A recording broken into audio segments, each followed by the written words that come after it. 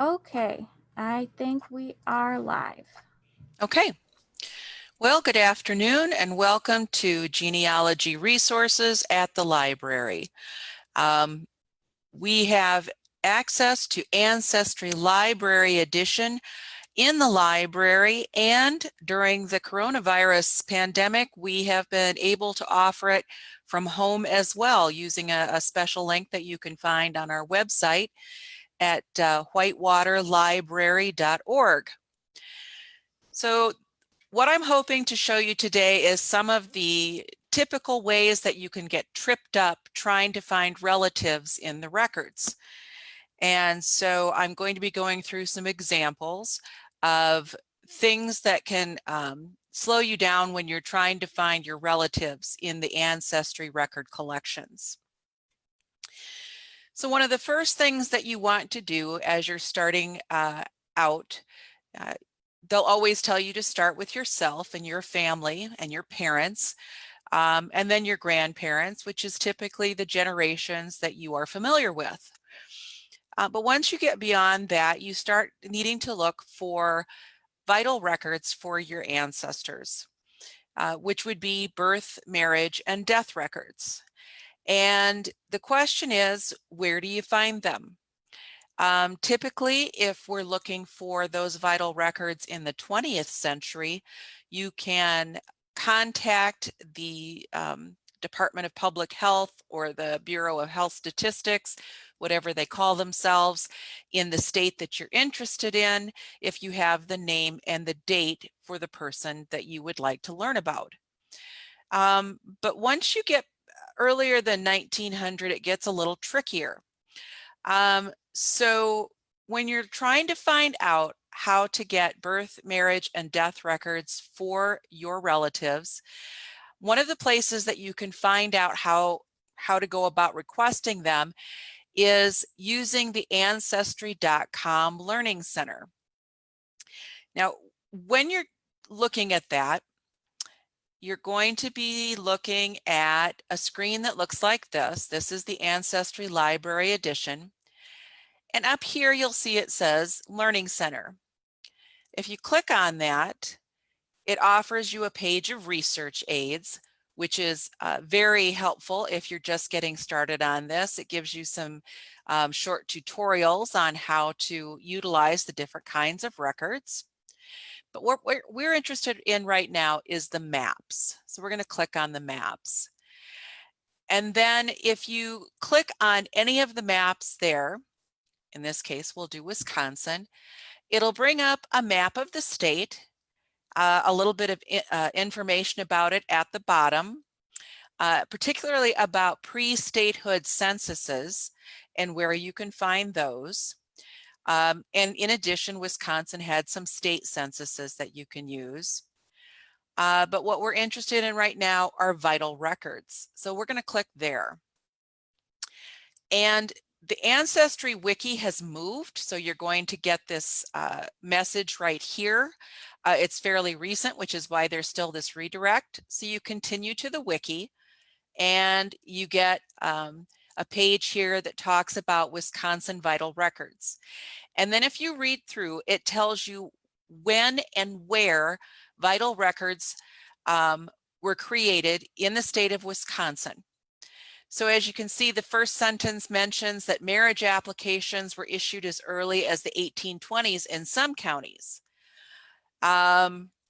Then in 1907, the state became responsible for maintaining birth, death, and marriage records. But by looking through the information about the state that you're interested in, you can find out what vital records were created, who kept them, and how to request them. So I'll give you an example of something that happens. Were vital records even being kept for the time period you're interested in? My great-grandmother, Maggie Kreider, was born in 1867 in Conestoga, Pennsylvania. Now, 1867 is kind of late in the history of Pennsylvania because, of course, it was one of the original 13 colonies. But in looking at the wiki information about Pennsylvania, you find out that between 1854 and 1893, There were no county or state birth records kept there. So that's going to be a dead end if I'm looking for a birth record for great grandma Maggie. There are other ways to find birth records, to find out birth dates and places, often using church records. But knowing that I don't need to bother looking in the county, which is Lancaster County, or in the state records is very helpful in saving my time and not wasting it looking for records that just don't exist. And the same is true for marriage and death records. It just varies when each state started to keep these kinds of records. Marriage records were usually kept earlier because marriage was not only often a religious ceremony, but also a legal contract. And so that's why marriage records are kept far more early than birth or death records.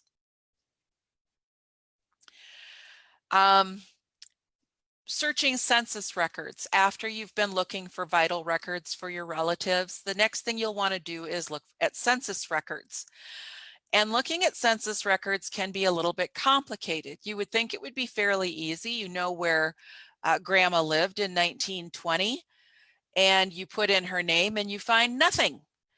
And you're like, well, where did grandma go? Was she not enumerated? Well, sure, that can happen. But most times they were enumerated and they had their names written down incorrectly. The person who indexed the records to make it possible to search them on Ancestry wrote them down incorrectly. So you have to use some techniques to try to narrow down or refine your search. And I've listed a few of the examples that are on Ancestry for adding plus or minus 1 year to the birth year.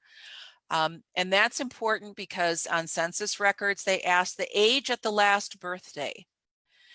And depending on when someone was born, it could move their anticipated birth year between 1 and 2 years because it would be in a time frame.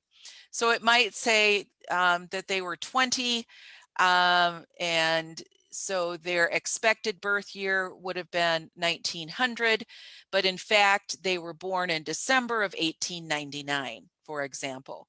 So when you put in the birth year, you put in plus or minus 1 so you can capture both of those years. Adding one or both parents' names. That can be useful if you know for certain that they were living with their parent, 1, and 2, both of their parents were alive at that time. If they were married, adding their spouse's name. Maybe the parents had very common names like John and Susan Smith.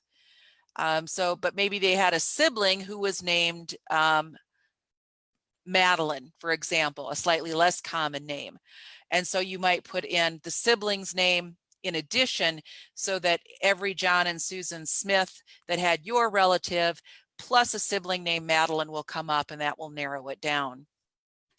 Adding a place where they lived or adding one of their children's names are another way to do it. Don't try all of these all at the same time. Use them judiciously and put in as little information as possible to start with, and just try each of these.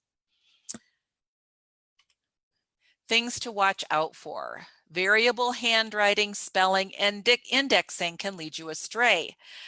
I was fortunate when I started my genealogy research that my grandfather, Kilmer Sorensen, was still alive.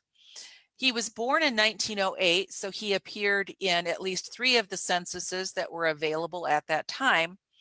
And more unusually, he was born, lived in, and died in the same house. He never moved. So I knew exactly where to look for him. And so it made it easier when I was coming up with some strange results to be able to narrow down whether or not it was him or not. Because this is what happened.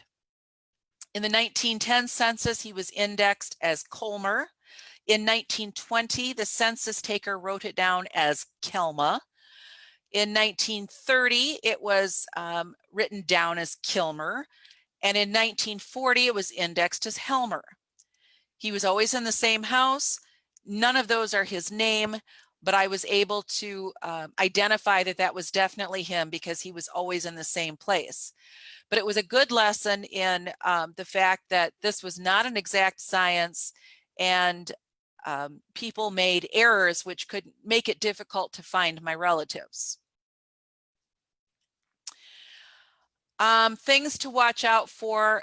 One of the things that I ran across was that one of my great-grandfathers, Ransom Osgood, he lived in Oak Grove Township in Dodge County, Wisconsin in 1860. I could not find him. So because Oak Grove Township is not large, I went through the census area line by line and found Ransom Osborne.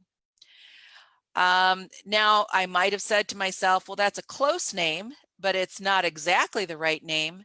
But I looked at the rest of his family composition, and there was his wife, Betsy, my great-grandmother, Caroline, her sister, Jane, their brother, Ira. So it was the same family, but listed as Osborne instead of Osgood. So sometimes if I can't get a search to come up with a name in a place that I know that they are, no matter how hard I try, I will just browse that census and look through it line by line. And let me show you how that works. Okay, so we're going to close out of that. We're going to search. We're going to go to census and voter lists. Okay, so this is where I would have done the search. I wasn't getting anything, but I know that it was an 1860 census. So I want to go to the U.S. Federal Census Collection.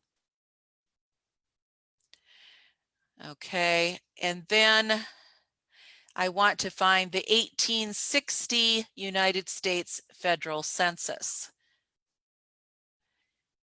And if you're wondering how I knew that he was there in 1860, it was based on knowing when my great-grandparents Henry and Caroline were married. And I knew where Henry was at that time. I'd found his family on the census.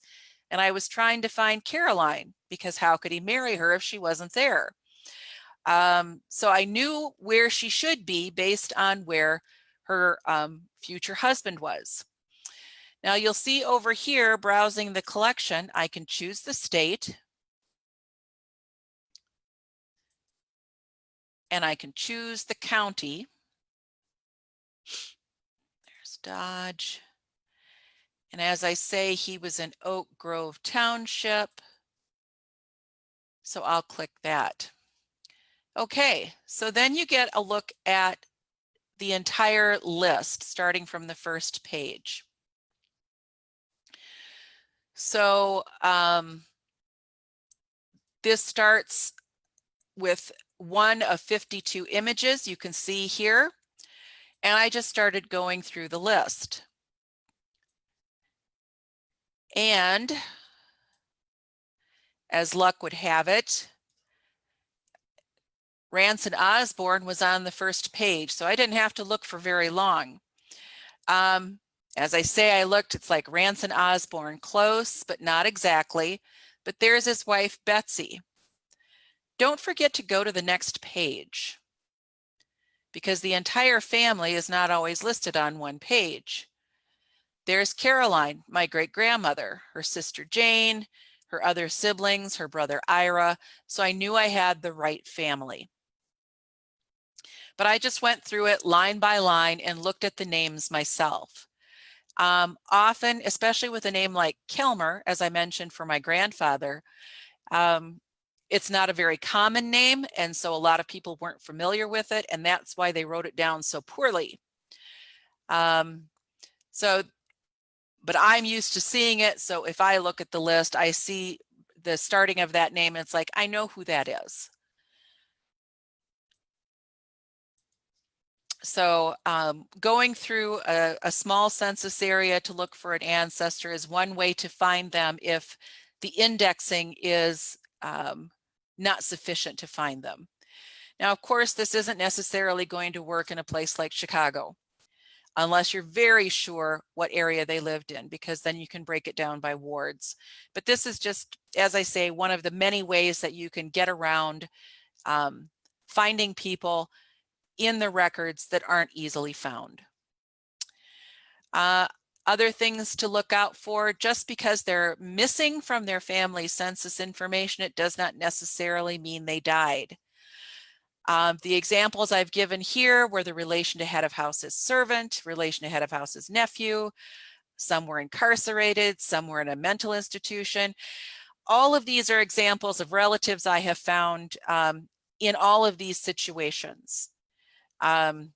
One of my relatives, her father died when she was very young, and so she went into service because her mother couldn't afford to feed all of the children. So she was 13 years old, and she ended up as a servant in another household. Another family in my tree, the parents divorced. The mother left all of her children and married someone else. The father was struggling, and so most of his children went to live with his parents, except for one, who ended up as a nephew with one of his brothers. Incarcerated in 1920, cousin Archie Burgess was in one of the state penitentiaries in Iowa for forgery. And then as far as mental institutions, one of my great aunts spent 40 years in the Cherokee Mental Institution in Cherokee, Iowa. So I found her in numerous consecutive censuses there. But for a while, I wondered what had happened to her because she just disappeared. Well, she disappeared because she'd been institutionalized.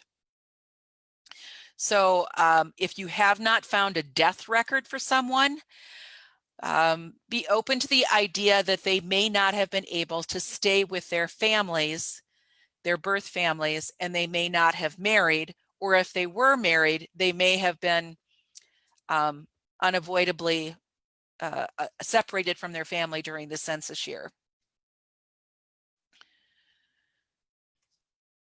So a note on the 1890 census: if you've done this for a while, you may know this, but 99% of it burned.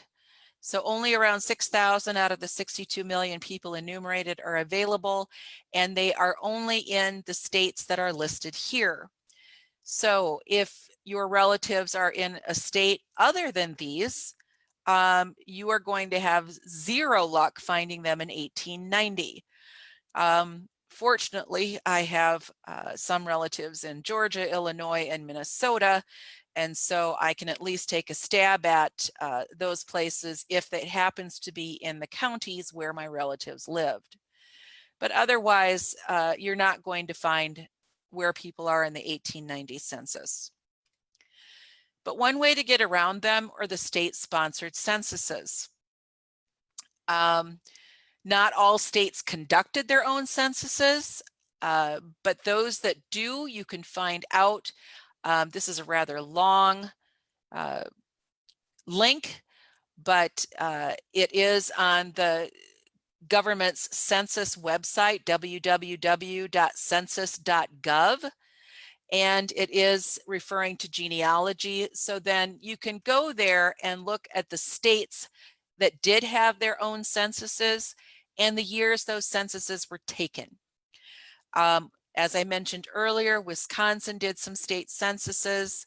I know that my home state of Iowa did censuses from 1836 through 1925. So I have censuses from 1885 and 1895 that I can look at to get an idea where my relatives were around that 1890 timeframe.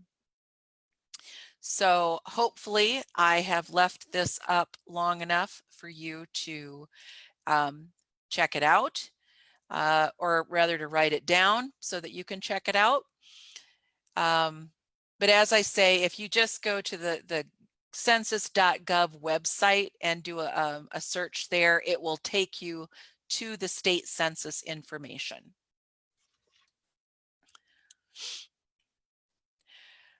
So I'm going to talk a little bit about recording your sources. And of course, the only thing I have to say about that at this point is always do it. One of the things that can happen if you've been doing this for a while, if you don't record your sources, is that you will go back to somebody that you haven't worked on for a while. And for instance, you'll have a birth date and place for that person and no source as to where you got that information. Okay, so hopefully that came from a reliable source, but now you've just found a record that lists a slightly different birth date and place than what you have. Which record is more reliable? Well, since you don't know where you got the original information, there's no way for you to compare it. It also makes sure that assuming that this information is passed down to family members, or you use it in order to write up maybe something for a family reunion, that if somebody wants to dispute what you found, you can say, well, I found that information here. Now, maybe that person has their information from a better source, or maybe their information is just from a family story, which, as we all know, like a game of telephone, changes as it moves from person to person and generation to generation. So recording your sources can help save you time and trouble, especially if you want to go back and look at it. Maybe you didn't make a copy at the time, you just jotted down the information. And now you realize maybe there's more information to be gained from that, but you don't know where it was, so you can't go back and find it, and you have to start that search all over again. So always record your sources. One way to do that with Ancestry is they will provide, when you find information on there, down here at the bottom, the source citation is there and the source information. Now, this example right here is for one of my fourth grade uncle, John Burgess, who happened to live in Whitewater back in 1870 with his wife, Jane. I use this example, one, because until I started doing family history research, I didn't realize that I actually had a family connection to Whitewater when I moved here as the library director back in 2001. So this was a fun surprise. But it's also a good example because if you remember the name Osgood from earlier, there's Ira, there's Jane, who is Ira's sister, because my great-great-grandparents, Henry and Caroline, Henry Burgess, Caroline Osgood, that I found in Ransom Osgood's census record. If you remember, part of that family was Jane and Ira, because two brothers, John and Henry Burgess, married two sisters, Jane and Caroline. So knowing who people's family members are can help you put together how they're related to you. But as I say, the source information is provided for you on Ancestry. Now, you can write it down, but there's also a really nice way that you can collect this information using the tools that they provide. If you click onto the image, and I'll go back one page where it says view right here, if you click on that, it opens up the image of the census. And it even has highlighted the family that you're interested in. Now over here, there's a little symbol that's two tools, and that is your toolbox. And the first thing on there is print. Okay, so if you click on print, it takes you to print options. You can print the entire image, which is this whole sheet of the census, or you can click on print the zoomed view, which is this view right here that's highlighted. So you can choose either one. And then there's this box that says also print, index, and source data. And it tells you how to set up your printer as far as portrait or landscape. But if you click that box and then click continue, it gives you the option to print, and I will show you what that looks like in real time.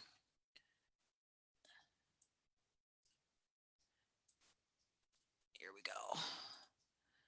And I just have to move my screen a little bit. There we go. And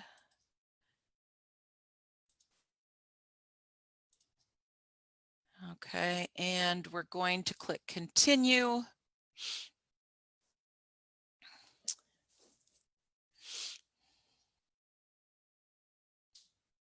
And you'll see that it, I didn't zoom in very closely, but you can see that it is a zoomed in portion of it so that you can read it very easily. And the second page is the information about the person whose name I clicked, which happened to be David Osborne. And then down here is the source citation and the record URL where this image is on the internet. And if you print both of these pages, then you have that information connected to the census record. You'll know what year it was, where it was, what page it was on, and you'll know exactly where you can find it on Ancestry if you just put in that URL. So you can easily get back to that information whenever you want to look at it. Here they'll list some of the information that was indexed. So it gives his name and age, his estimated birth year, but you can see that some of the information is not filled in. It just says gender, location. And in fact, it says the location if you look at the census record, that he was born in the state of New York. And so the index did not include all the information about David Osborne, in this case, David Osgood. So by being able to look at the original image again, you can find out, okay, he was born in New York. Later on, you know, between Caroline and Jane, they moved to Wisconsin because Jane was born in Wisconsin 11 years ago. So there's information that you can get by looking at the image again that you can't get from what was just in the index, but you have all of that information printed together, which is really valuable. So those are some tips and tricks for finding information using Ancestry Library Edition and looking out for some of the common things that can trip you up. If you have any questions about how to use Ancestry, you can always call the library at 473-0530, and either myself or the reference librarian, Diane Yarrow, would be happy to walk you through how to use the service and answer any questions you have on how best to get the most out of these free resources. So I will just go back. Something I have had to tell myself many times. I don't need to write it down, I'll remember it. I have found to my chagrin this is not true, so I advise you to do the same. So I have been working on genealogy now for about 16 years. I am nowhere near being done, and probably you won't be either. There are always new things to learn and new records being added to Ancestry all the time. So one of the things that you can look at, and this will be the last thing that I'll show you, is at the bottom where it says quick links, recently added and updated collections. So you may have searched a collection in the past and found nothing, or new records entirely may have been added, and this is where you can find them. And it will list all of the information here. It'll tell you if it's new or updated. And so if it's something that you've searched before, you can search it again.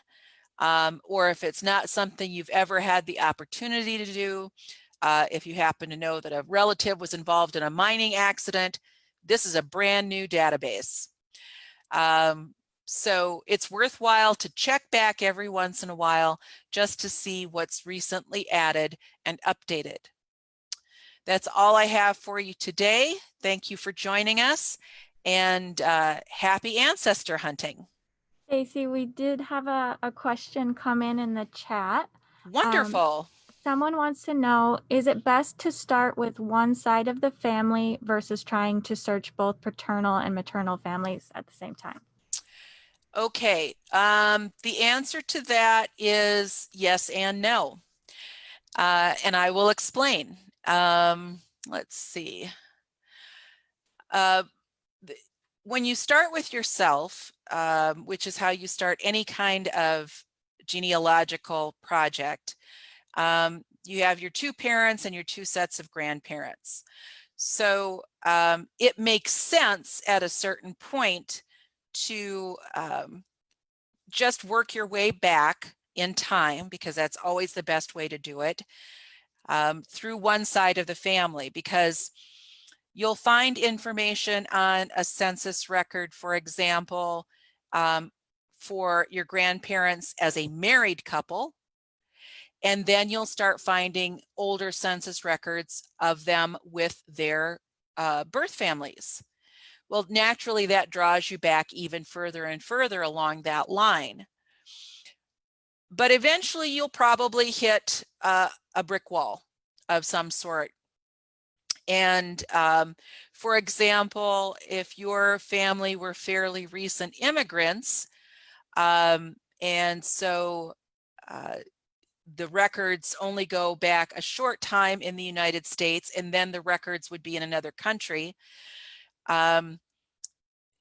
you wouldn't necessarily be able to find all of those foreign records easily. So you might stop that family research and then focus on the other side of your family. Or another reason that it comes up, I've known many people where one side of the family, somebody has already done a bunch of the research. And so you don't need to necessarily go back and retrace their steps. So then you just stick to the side of your family that nobody has researched, and you're basically the first person to be doing it. So that would be my answer, is you can go back and forth, but it kind of depends on where you're starting from. If anybody else viewing this program has any questions, please feel free to put it in the comments or in the chat. Stacy, I'm curious, do you use a paper or a digital like family tree that you fill out? What do you find to be better? I use both. And the reason I use both is because I like to use a software product because it provides me the ability to quickly move back and forth between people, and it allows me to print out reports, family group sheets, all of that. And that is very useful for saving my time. But if something were to happen to me, nobody in my family has my passwords to get into any of my software. However, I have all of these paper records and files, and so they can easily access the research that I've done because I have it all printed out. It was brought home to me that in a webinar that I was watching, that depending on how old my computer is or how well I've got it locked down, the family isn't going to be able to get into all that research. So it's good to have a paper copy as well. Very cool. And I think there are some good paper forms that you can print out from online as well at Ancestry Library. That's right. If you look here where it says charts and forms, It has various kinds of research forms, the research calendar, which is the one that I use when I am researching someone. I jot down which collection I was searching in and whether or not I found anything. And as I mentioned, you know, if you don't find anything, you can go back to it later if you see that that particular one has been updated. There is an ancestral chart where you can fill out the branches of your family tree, the family group sheet, which you use to start your journey, where you put down your family information, and you do that for every family that you research. So those are some forms you can get there. Another useful place for forms, they have census extract forms. So what you can do is you can download a form that lists all of the areas that were the information was gathered for that year's census. Then you can look at the handwritten census and write the information about your family on this form, so that each time you want to maybe refresh your memory, you don't have to squint at that bad handwriting. You can see what the information is. Plus, you can find interesting little tidbits that are sometimes written down there that you can make that note on this form. For example, one census form that I was reading about one of my great-great-grandparents, it listed one of their children as being disabled. And in a little note off to the side, it said that boy had drunk lye several years before, which was tragic. But it was a little piece of information that unless I'd actually looked at the census, read it carefully, and then made that note, I might not have caught it, and I might not have been able to look back at it later when I was trying to figure out, where did this person go? That's right, he drank lye. He probably did not live very long. So, so these forms can be very useful for tracking that information for just your family. Very cool. Well, thank you, Stacy. We didn't have any other questions come in, so I guess we will leave it there. Thank you to everyone who registered and attended. Thank you very much. Bye. Thank Goodbye. you.